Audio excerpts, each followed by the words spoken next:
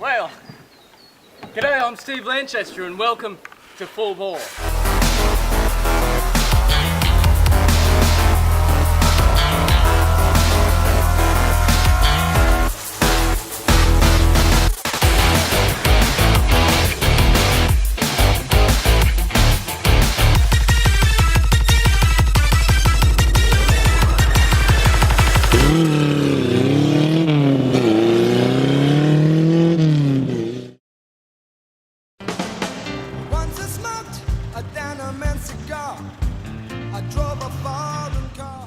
So this is a 1996-ish Holden Rodeo ute, which you may have seen in some previous Full Bore episodes, and it is kindly named the Kid after the bloke who gave it to us for free. So this particular car's got the 2.6 litre EFI motor up the front, and a big old diff out the back so you can rip some mad single leggers. The only issue is with this vehicle is that we ran a 31-inch tyre on one side and a 29-inch tyre on the other side, which means the diff was working pretty darn hard. And we've managed to pop something in the rear end, and the challenge of this week is to try and pull the whole thing apart and see what we've managed to blow up. Better get cracking. Let's just push the front of it and see if it turns around. Fingers crossed.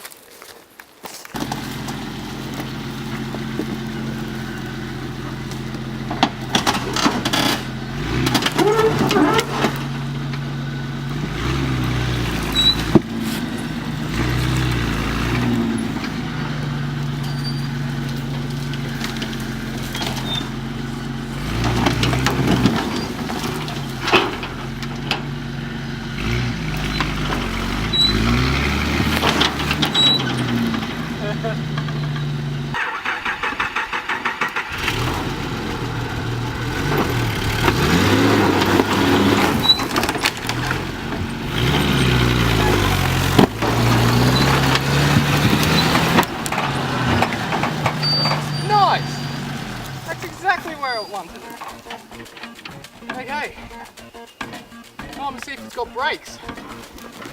Oh, I don't.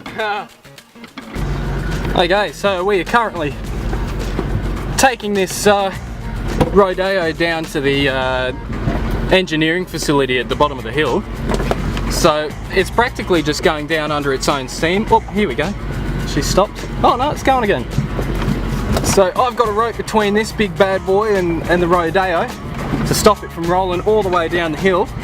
Luckily the Rodeo actually has its own brakes, but when we get to an uphill bit I'll have to start pushing it.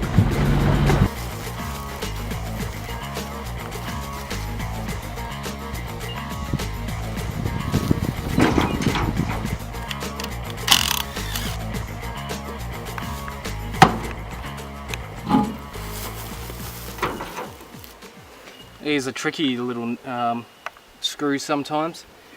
Generally what you should do is when you go to take them off, just give of course your screwdriver a bit of a tap on the back, and that sometimes can sort of just break any sort of rust or break the taper in there, which is sort of a little bit handy because that screw was practically stopped.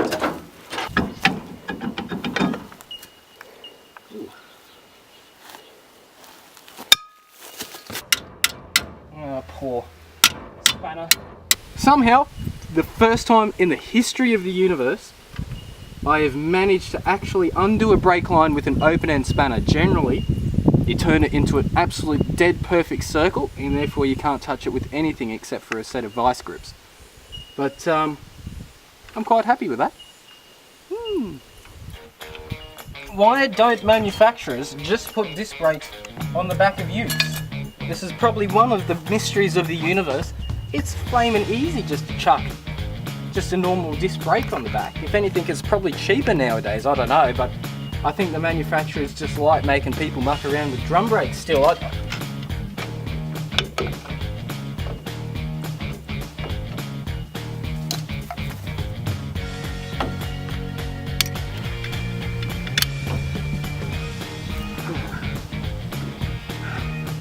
Time for the moment of truth.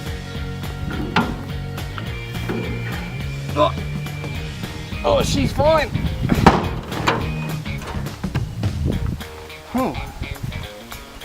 starting to look more and more like a diff, potentially.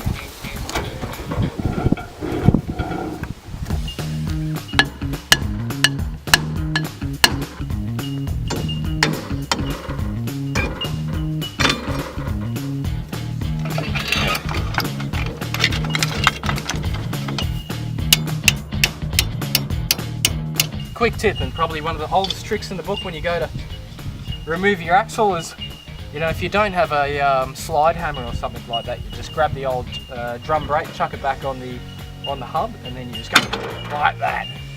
She's a beauty. And we have a broken diff.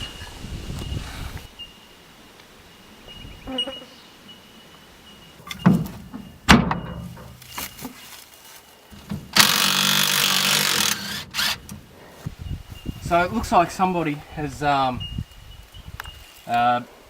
when they've assembled the diff at some stage, they've put like a bit of silicone all the way around it, and she's really grabbed. So I'm having a bit of trouble actually removing the diff from the housing. So trying to crack that seal by pushing the bottom of the flange at the front of the diff up, so I can just crack the bottom, and hopefully I'll be able to jiggle it up and down and get her out. But everything on Holden's is difficult. Well, Isuzu's.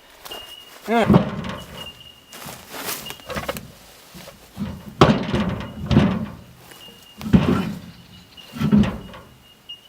Okay, now you can lower it.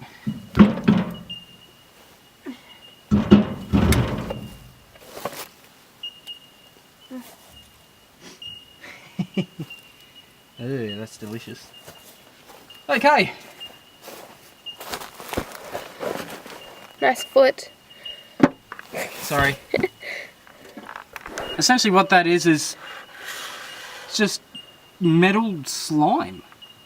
That's actually amazing. I'm putting my hand in the bottom of the diff here. There's literal chunks of diff, but the oil itself is turned into a very heavy metallic slime, which is quite cool if you look at that. So this diff is munted. So the diagnosis of the diff is that it is practically munted. Those spider gears inside were absolutely chewed out.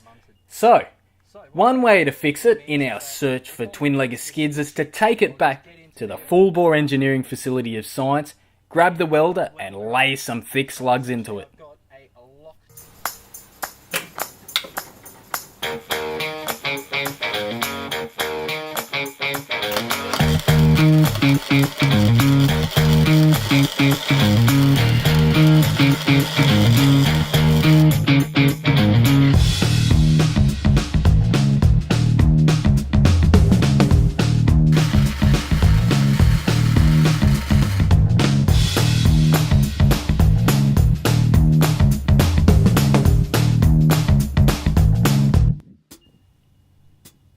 So after all that mucking around lifting diffs, welding diffs and getting hernias, what I stupidly done was welded one of the spider gears slightly off center so it was concealed by a flange only slightly. And what that meant was that the axle would no longer go into the diff, meaning that the whole debacle was completely useless. That said, man's eternal search for twin-legged skids has to go on. And luckily we came across the wreck of a Holden Jackaroo of the same vintage, and lo and behold, it has the same diff in it. This one, although, has an LSD in it. Not for LSD the drug, but it is a limited slip diff, which means twin-legged skids for days. Okay, gotta move right away.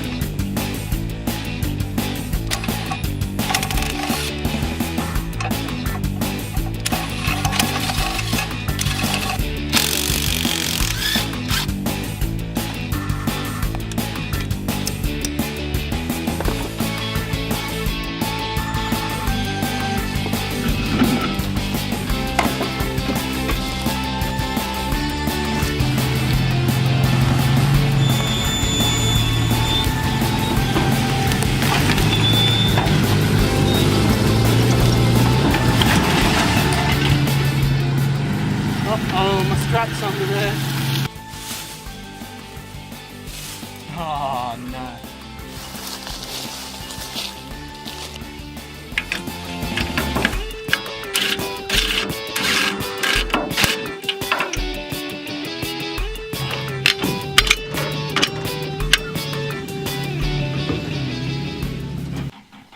After hours and hours of working on stupid Isuzus, it was time to try to make a big fat twin-legger skid.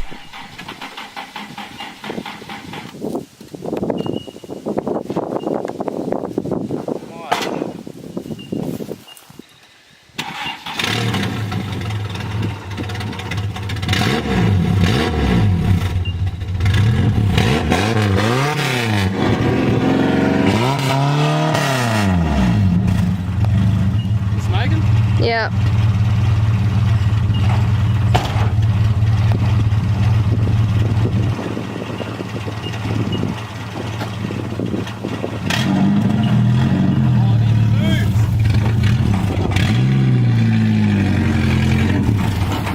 No brakes.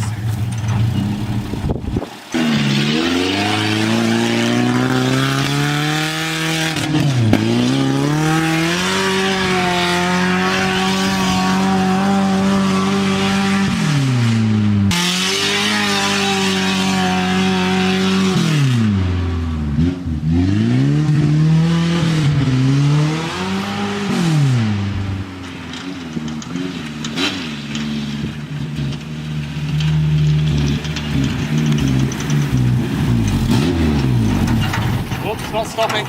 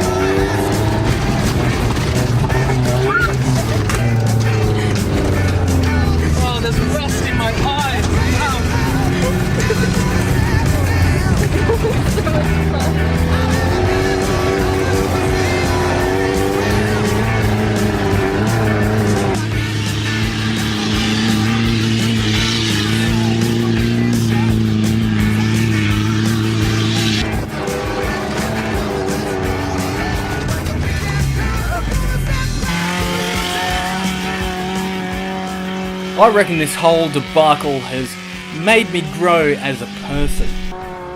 I've learned a few things, and one of those being that personally, I will never buy another Isuzu because they fight you every single inch of the way. I don't know whether it's because Isuzus just don't like me, or whether it's because I don't know really what I'm doing. Anyway, that's not the point. It's all about having a good time making some twin-legger skids in a big field on a dirty old car. And that's what life is probably all about. On that note, we'll catch you next time on Full Bore.